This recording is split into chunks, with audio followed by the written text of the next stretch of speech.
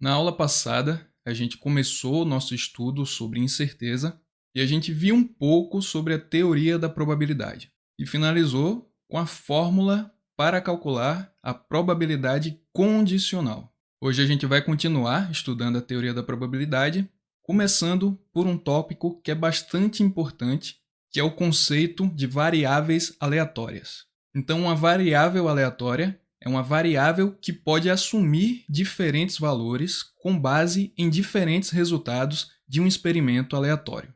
E o que é que isso quer dizer? Até agora a gente trabalhou basicamente com variáveis booleanas, verdadeiro e falso, aconteceu ou não aconteceu. Mas agora a gente vai trabalhar com essas variáveis aleatórias, que são essas variáveis que podem assumir vários valores a depender do experimento. Por exemplo, naquele exemplo do dado, a nossa variável aleatória pode ser row, e essa variável ela pode assumir todos esses valores aqui, 1, 2, 3, 4, 5 ou 6. E nesse caso, cada um desses valores aqui tem a mesma probabilidade, mas nem sempre vai ser esse o caso. Por exemplo, aqui a gente tem essa variável weather, que está representando aqui o nosso clima, o nosso tempo, e essa variável pode assumir aqui todos esses valores, sun, cloud, rain, wind, snow. E nesse caso, a probabilidade de ela assumir algum desses valores aqui pode ser diferente. Por exemplo, pode ser que seja muito mais provável que hoje esteja fazendo sol do que esteja chovendo. O mesmo acontece aqui nessa variável aleatória que está representando o tráfego. Posso não ter tráfego, o tráfego pode estar leve ou pode estar pesado. Da mesma forma aqui para a variável flight, representando aqui o voo. O voo pode estar no horário, pode estar atrasado e pode ter sido cancelado. E de novo, nesse caso, a probabilidade dessa variável assumir algum desses valores, ela pode ser diferente. Então, a probabilidade de o voo estar no horário pode ser bem maior do que a probabilidade de o voo ter sido cancelado. E essa capacidade desses valores que a variável aleatória pode assumir terem probabilidades diferentes é o que configura a distribuição de probabilidade. Pegando o exemplo do voo, a probabilidade do voo estar no horário, aqui é 0,6 ou 60%, a probabilidade do voo estar atrasado é 30% e a probabilidade do voo ter sido cancelado é de 10%. E se a gente somar todas essas probabilidades da distribuição de probabilidade, a gente vai ter 100%. Outra forma mais sucinta, mais concisa de a gente representar essa distribuição de probabilidade é utilizando esse P aqui em negrito, passando a nossa variável aleatória e representando a distribuição por meio de um vetor. Então aqui 60%, 0,6, representando a probabilidade de o voo estar no horário, aqui 30% representando a probabilidade de o voo estar atrasado e 10% representando a probabilidade de o voo ter sido cancelado. Outro tópico importante para a teoria da probabilidade é a ideia de independência. E independência é quando a ocorrência de um evento não afeta a probabilidade da ocorrência de outro evento. Voltando lá para aquele exemplo dos dados. Eu tenho um dado azul e tenho um dado vermelho. Eu jogo os dois dados. Se eu sei que saiu 6, por exemplo, no dado azul, isso não influencia em nada a probabilidade da ocorrência do dado vermelho. Então a gente pode concluir que nesse caso esses eventos são independentes. Agora no exemplo de previsão do tempo. A gente quer prever qual a probabilidade de chover. E a gente tem agora a informação de que está nublado. Então, com certeza, ter nuvens no céu vai influenciar o cálculo da probabilidade de se vai chover ou não. Nesse caso, fica bem claro que esses eventos eles são dependentes. Ou seja, a ocorrência de um influencia no cálculo da probabilidade da ocorrência do outro. Voltando aqui para a fórmula do cálculo da probabilidade condicional que a gente viu na aula passada, que a probabilidade de A e B é igual à probabilidade de A vezes a probabilidade de B dado A. Mas, quando os eventos eles são independentes, de novo, quando a ocorrência de um não vai influenciar o cálculo da probabilidade da ocorrência do outro, calcular a probabilidade de B dado A, mas A e B são independentes, então essa fórmula ela pode ficar assim. Quando os eventos são independentes, calcular a probabilidade de A e B vai ser igual à probabilidade de A vezes a probabilidade de B. No exemplo dos dados, qual a probabilidade de eu tirar 6 no dado vermelho e 6 no dado azul? Como a gente viu, esses eventos são independentes, então o resultado vai ser a probabilidade de A vezes a probabilidade de B. A probabilidade de eu tirar 6 no dado vermelho é 1/6, e a probabilidade de eu tirar 6 no dado azul também é 1/6.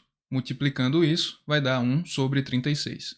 No entanto, qual a probabilidade de eu jogar um dado vermelho aqui e eu ter como resultado 6 e ter como resultado 4? Se a gente pensar ingenuamente, como no exemplo passado, a gente vai acabar fazendo o mesmo cálculo. A probabilidade de A vezes a probabilidade de B.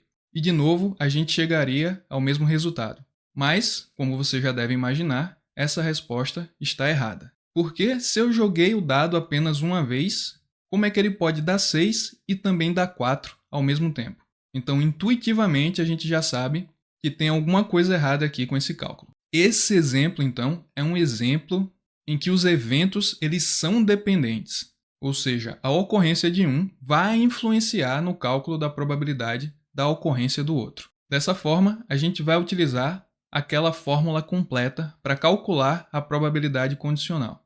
Então, em vez de calcular a probabilidade de A vezes a probabilidade de B, eu vou calcular a probabilidade de A vezes a probabilidade de B dado A. A probabilidade de eu rolar o dado e tirar 6, como a gente sabe, é 1/6, mas qual é a probabilidade de eu rolar o dado vermelho e tirar 4, dado que eu já tirei 6? Essa probabilidade é 0. Não tem como a gente rolar o dado uma vez e tirar 6 e também tirar 4. Então, 1/6 vezes 0 vai ser igual a 0.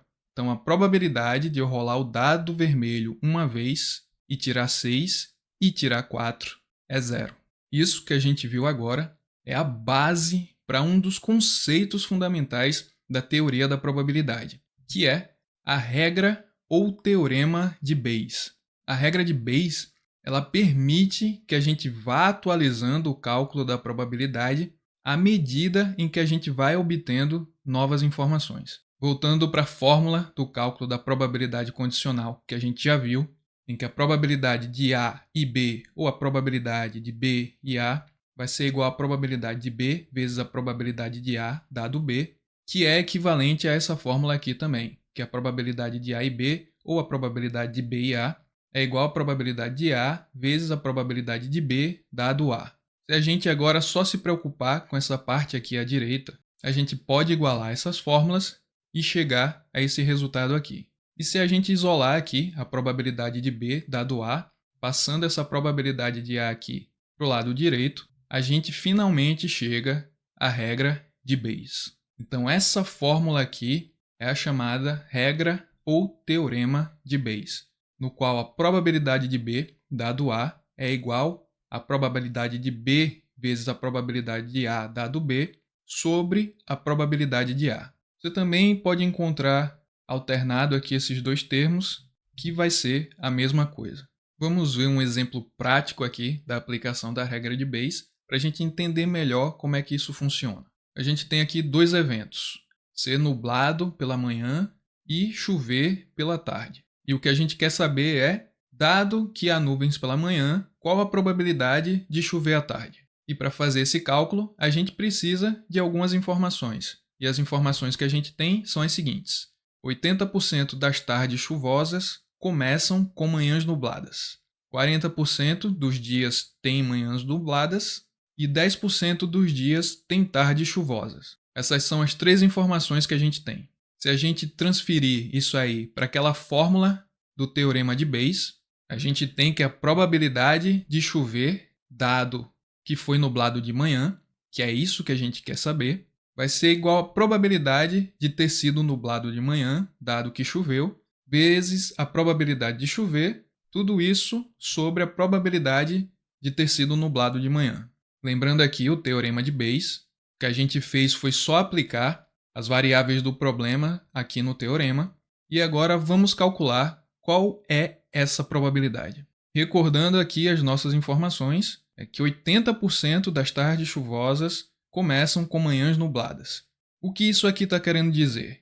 Isso aqui está querendo dizer que se a tarde foi chuvosa, a gente tem a probabilidade de 80% de amanhã ter sido nublada. E é exatamente essa informação que vai aqui, que é a probabilidade de amanhã ter sido nublada, dado que choveu.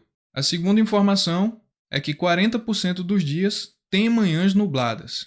E é essa informação que vai aqui no denominador, que é a probabilidade de amanhã ter sido nublada. E a terceira e última informação é que 10% dos dias tem tardes chuvosas. E é essa informação que vai aqui, que é a probabilidade de a tarde ter sido chuvosa. Então, colocando aqui os valores, 0,8 vezes 0,1 sobre 0,4, a gente vai chegar ao resultado 0,2. Ou seja, a probabilidade de chover, dado que amanhã foi nublada, é igual a 20%. Isso com base nessas informações que a gente possuía do problema.